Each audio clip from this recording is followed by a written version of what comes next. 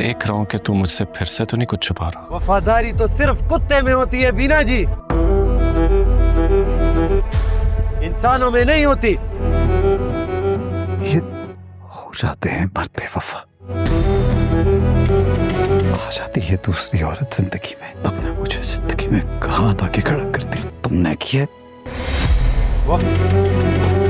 लेकिन बीवियां ये तो नहीं करती जो उसे तलाक देने के बारे में सोच रहे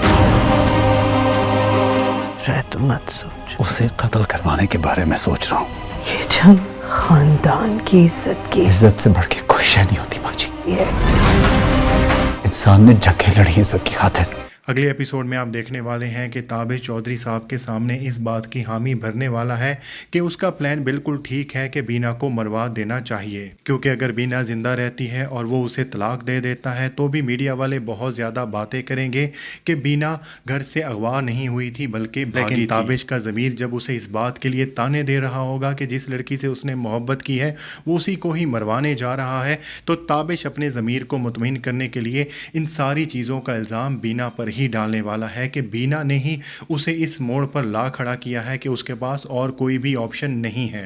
क्योंकि ताबिश की नज़र में मर्द तो इस तरह की बगैरतियाँ करते रहते हैं, लेकिन औरत को ये काम नहीं करना चाहिए। मतलब तोड़ा कुत्ता कुत्ता साड़ा कुत्ता टॉमी। और जब माँ जी के सामने इस बात का जिक्र होगा और माँ जी उसे मना करेंगी कि वो बीना को तलाक ना दे, तो उसे बताने वाला है कि वो बीना को मरवा देगा। और वो यही कहने वाला है कि ख़ानदान की इज़्ज़त की खातिर लोगों ने जंगें लड़ी हैं, अपनी ज़िंदगियाँ कुर्बान की हैं, तो वो बीना की कुर्बानी दे रहा है। और माँ जी भी अपने ज़मीर को ये कहकर सुलाने वाली हैं कि ये जंग जो है वो ख़ानदान की इज़्ज़त की जंग है और उसके लिए बीना को मरना ही होगा। राइटर हमें यही बताने वाला है कि हमारी सोसाइटी कैसी है कि अगर वो काम मर्द करे तो ठीक है, और अगर वही काम औरत करे तो गैरत के नाम पर उसे मार दिया जाए। और माँ जैसी शख्सियत भी इस सारे अमल में खामोशी इख्तियार करने वाली है। और जहां बीना को बहराम खान मारना चाह रहा होगा, ताबिश मारना चाह रहा होगा, तो वहीं पर जिस तरह से कहते हैं कि जिसे अल्लाह रखे उसे कौन चखे, बीना की ज़िंदगी महफूज रहने वाली है। बहराम जब बीना को वहां से छलांग लगाने का कहेगा तो वहीं पर पुलिस भी आ जाएगी। दोनों की नीयत में